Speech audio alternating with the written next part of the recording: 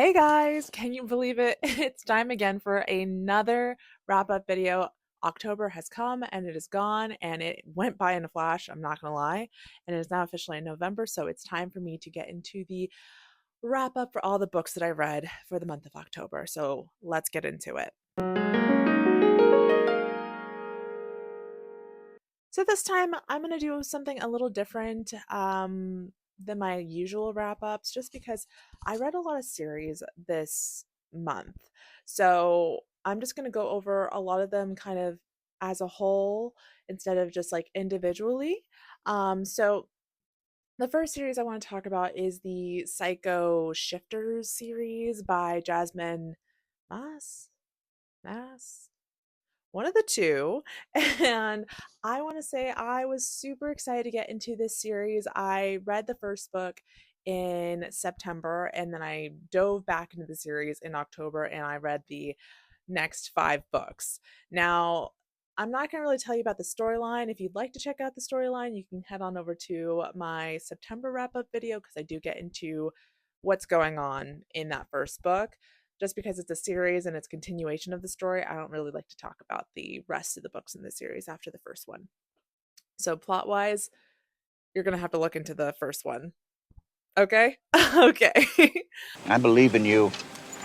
But something I really enjoyed about the series is that it was really unserious. And that sounds really strange, but I really enjoyed the humor aspect of this book, and all of that. It just encompasses so much with just the humor aspect. It's the most unserious book series I've ever read, in my opinion. But one thing I really dislike about the series is that we get two FMCs. The first three books kind of follow one FMC, and then the last three books follow a different FMC, but we do see both FMCs in all six books. Now, the first MNC we get introduced to, I liked her initially. I just despised her by the end of the series because she just was so stupid.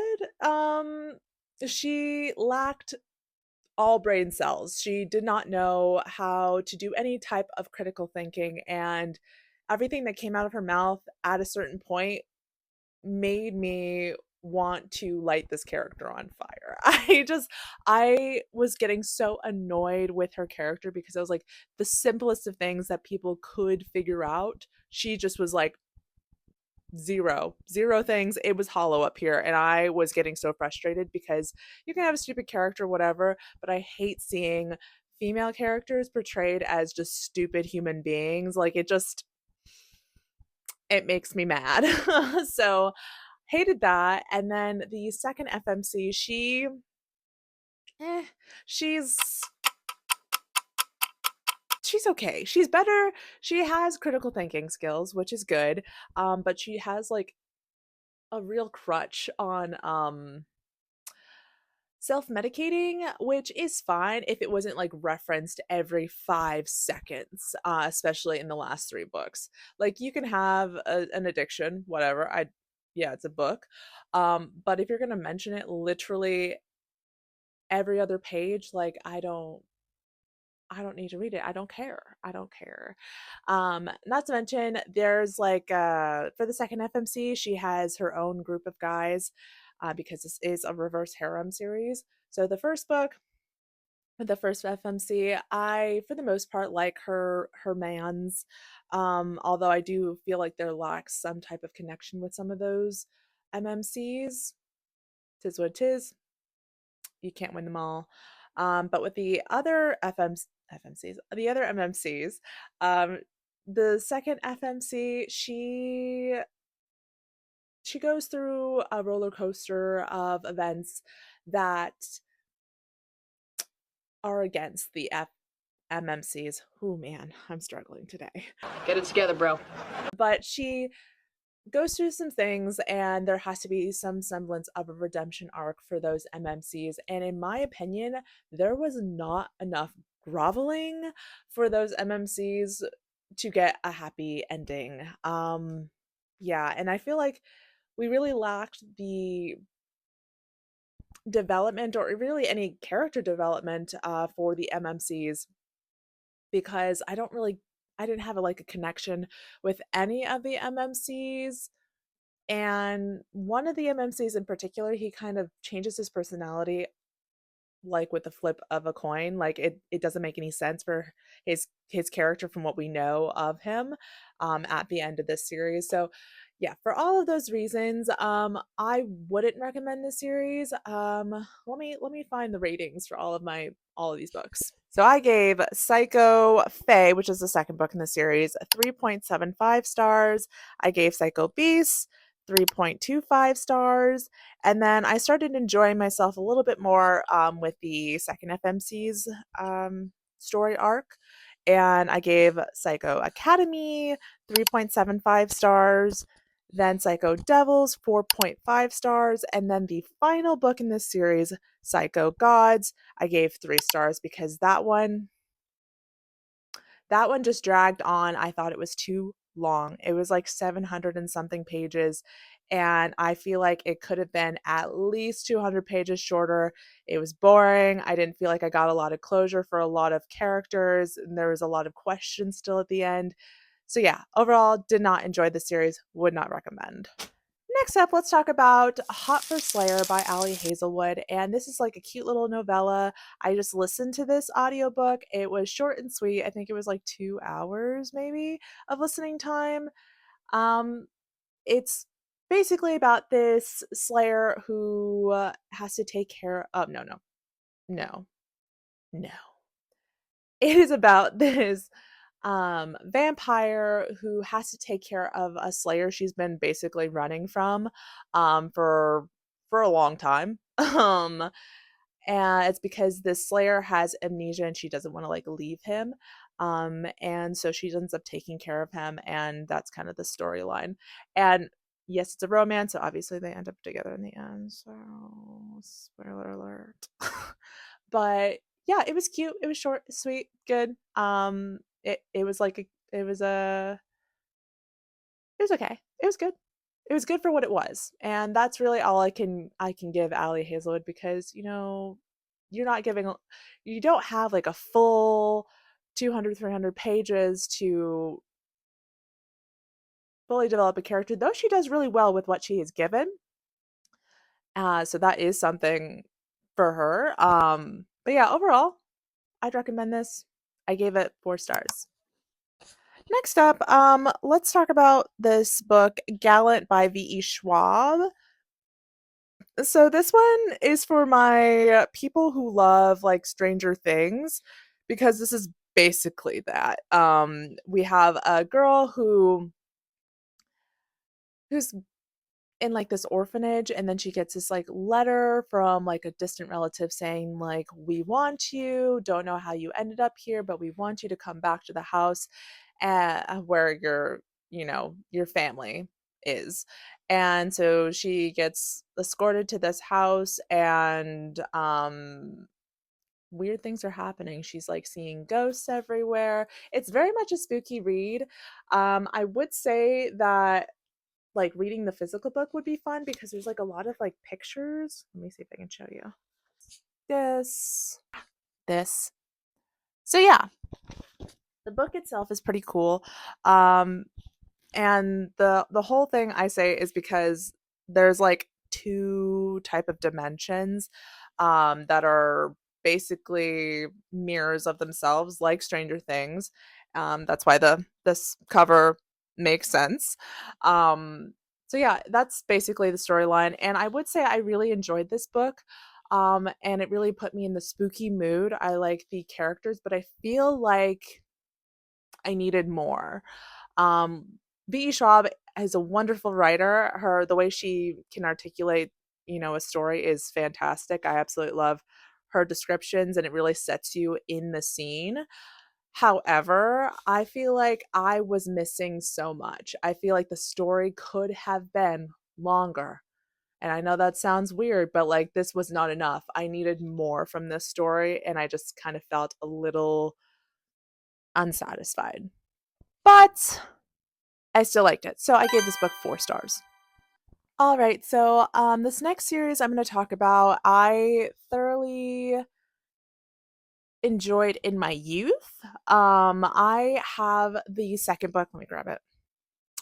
I have the second book on my shelf because I had the first book. It got damaged, so I got rid of it, but I still had the second book, and I remember DNFing the second book, and I can't remember why.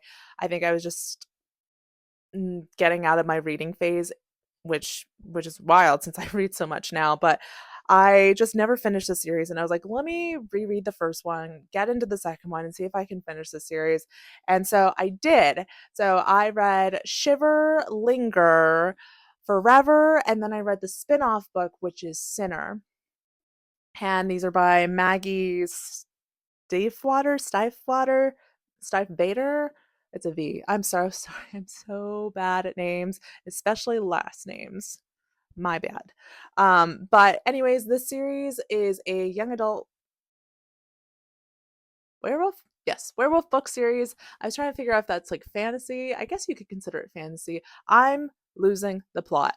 Anyway, so this plot of the book is about this girl who was attacked by wolves as a child, and it was like a group of werewolves, but nothing really happened, but she still feels really connected to one of the wolves that was there and protected her, um and got her out of the group of wolves that were attacking her. And come to find out, it is this one werewolf who has like a huge crush on her, and he kind of goes in and out of shifting. It depends on the weather. So like most werewolf books, it's like full moon, they shift. But with this werewolf book series, it really depends on the weather. So they shift back into wolves when it's really cold. And then when it's like summertime, that's when they shift back to being humans. So that's all. I think that's just such a fun take on werewolves in general. But I really enjoyed this series. I would say the first book is good. The second book is much better. I really love the second book because we also get a couple of new character POVs in there, and those characters really drive the plot of the story. There's a lot happening in that one. The third book kind of loses me because of the stagnant She'll get there. plot, honestly. There's not a lot going on, and there's a specific character that drives me insane. Like, I absolutely would like to strangle this character because they are so hypocritical. They make me want to tear my hair out. And then the fourth book, which is the spin-off book covering two of the characters that are kind of like introduced POV wise into this last book, the spin-off series. So those, it kind of focuses on those two characters, and that one character that I absolutely can't stand is one of the characters in the spin-off series that it's connected to. And I absolutely loved the MMC, hated the FMC. I because she was still horrible. It's like if you like the last book in the ACOTAR series with Nesta's character, like you felt like she was redeemed enough, you might like this last book in the series, because I absolutely don't believe that Nesta deserved a happy ending because she was a horrible human being for the entirety of that series. And then like last minute it's like, actually, I'm better. And I'm like, no. No, that's not enough. That's not enough. And I felt the same way about this spin-off book because so much happens, and yet she's still horrible until like the last couple of chapters, and I was like, no, no, I actually wanted you to be alone. I wanted you to be alone. The only thing that saved it was the MMC, and I loved him. But for the most part, I really enjoyed words. I really enjoyed this series as a whole. I thought it was done really well. The only thing I would say that I didn't really enjoy about maybe the first book is that the FMC is kind of a little too obsessed with the MMC in this book. Not in Linger, but in Shiver. It's just kind of annoying with her internal monologue, constantly talking about this boy, and I'm like, I get it. I get it, but that's all she talks about is this boy and the wolves, and I'm like, can we talk about something else, please? Please. And then she gets mad. She gets mad when her friends are like, you're just so obsessed with these wolves. And she's like, no, I'm not. I'm like, yeah, actually you are. And it's annoying, but whatever. But anyways, let's get to the ratings. So I gave Shiver 3.75 stars. Linger 4.75 stars. It was my favorite one. I gave Forever 4 stars. And that spinoff book, Sinner, I gave 3.5 stars.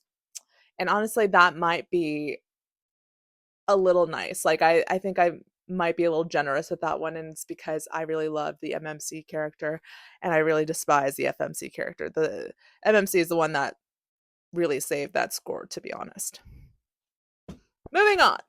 Okay, so next up, I have Ember of Night by Molly E. Lee. And this is actually a book that I've had on my shelf for quite some time.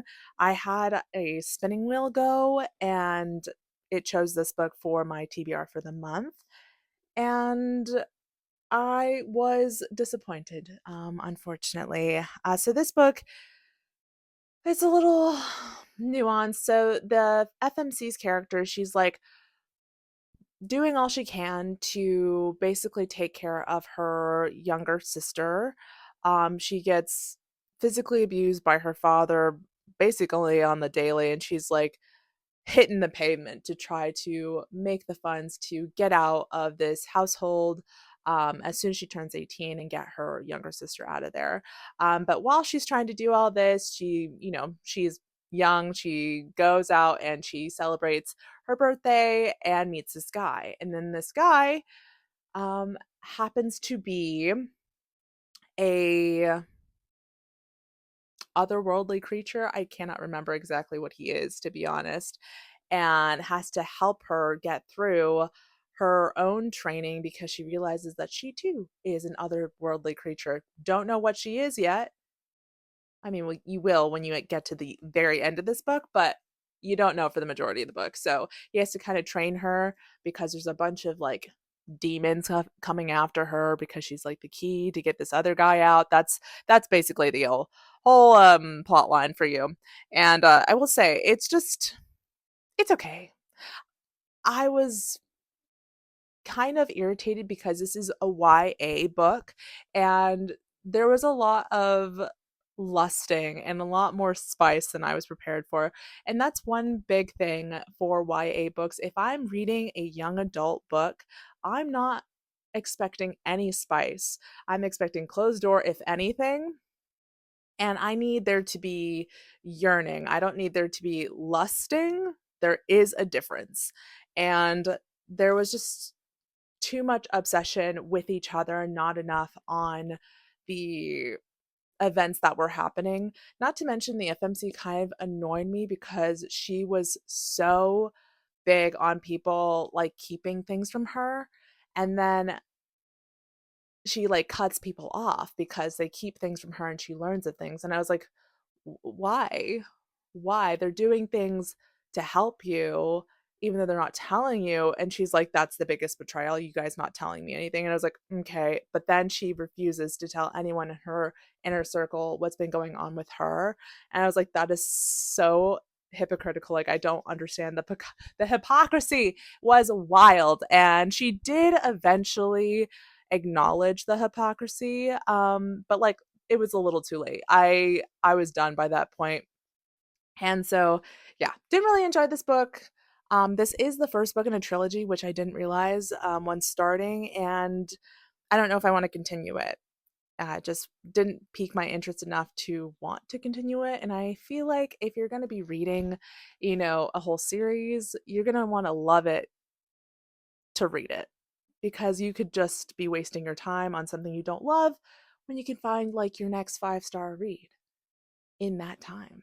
So, haven't decided, but let's get to the rating. So, I gave this book 3.25 stars.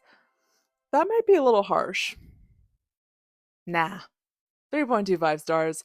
I didn't really love it. So, yeah, take that with what you will. Next, let's talk about The Chemist by Stephanie Meyer. And I didn't really have a lot of knowledge about this book before going in. I kind of went in blind. And yeah, if you didn't know, Stephanie Meyer wrote The Chemist. I knew she wrote The Host, which is one of my favorite books, and then obviously the Twilight series. But The Chemist was something completely different than those two books, which I gotta say, the range of Stephanie Meyer, because I actually really enjoyed this book, I wasn't expecting because of her other books. I mean, The Host is about aliens taking over the world. Twilight is obviously vampires. It's vampire romance with some werewolves spread in. And then the chemist is about this girl who's like underground from the government because the government is trying to kill her for all of the knowledge she knows, being like a crucial part in the government, where she's called the chemist because of the chemicals she can create to basically torture people. So instead of like physical torture, it's like chemical torture. She like injects them with chemicals and it like causes them like severe pain as a form of torture instead of like chopping off, I don't know, a pinky or something, you know? And so she knows things that the government wants to just like shut down. And so she's gone underground and she has this opportunity to come back above ground, and, start living a normal life again, by kidnapping one more person to try to get some some details on a influenza that's going to be spread throughout the US.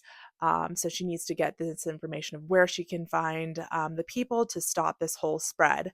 So there's one last mission, and things take a turn. They take a turn, and I absolutely loved it. There's this character that she kind of banters with, like in like a familiar, like brotherly way, and their banter is so funny. It's so antagonistic, but like in a good way. Because sometimes people do things like to antagonize a character, and it's just annoying. But in here, it's so like lighthearted and funny. Yeah, and I did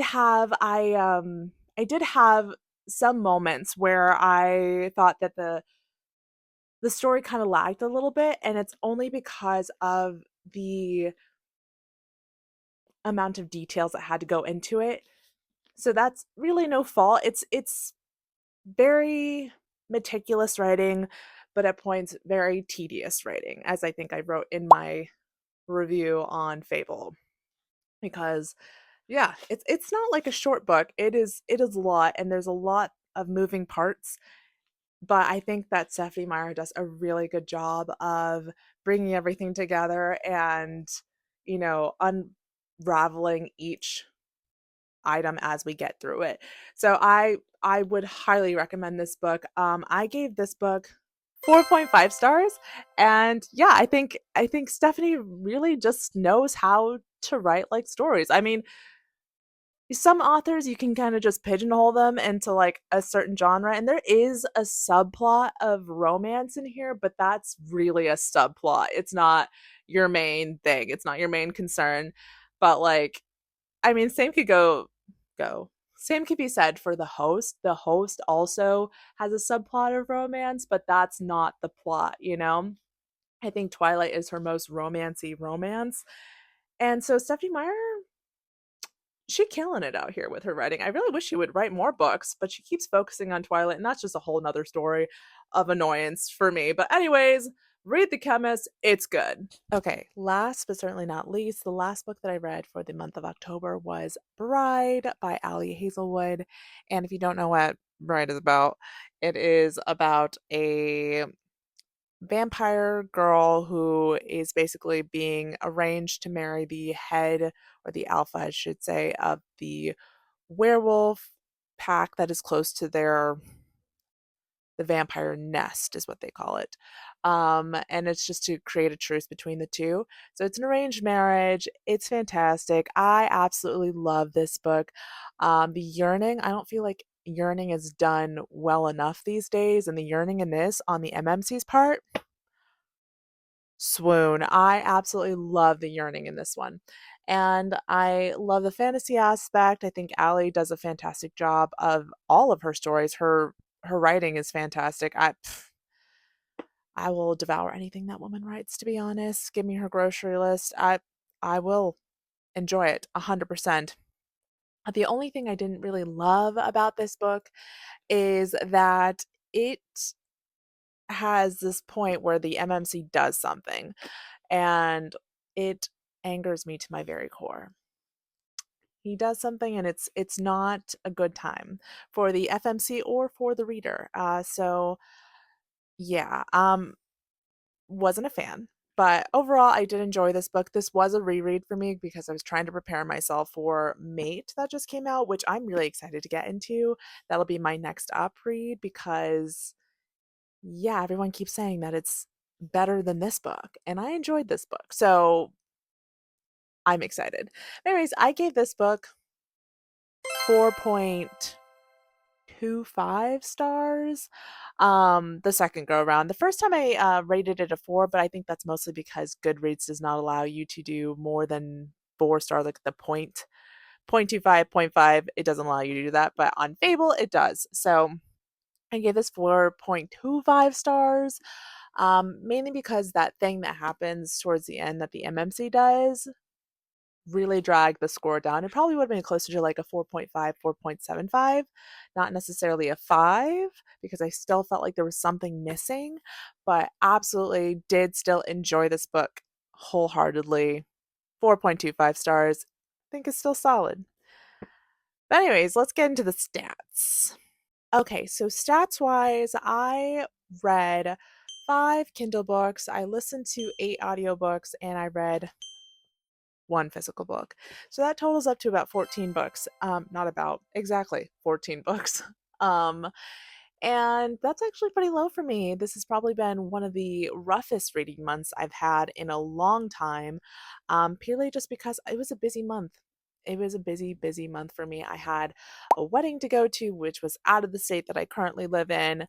And then, Halloween and all that jazz, just getting everything ready, all of the festivities. It was just a lot this month. But 14 is still solid, and I did enjoy some of the books. It wasn't a good reading month for me in more ways than one because I didn't necessarily love a lot of the books that I read this month. Honestly, I think my favorite book that I read this month is probably the reread of Bride, unfortunately. But it's okay. You win some, you lose some. Not all books are going to be fantastic. I just hope that the next reading month is going to be a good one.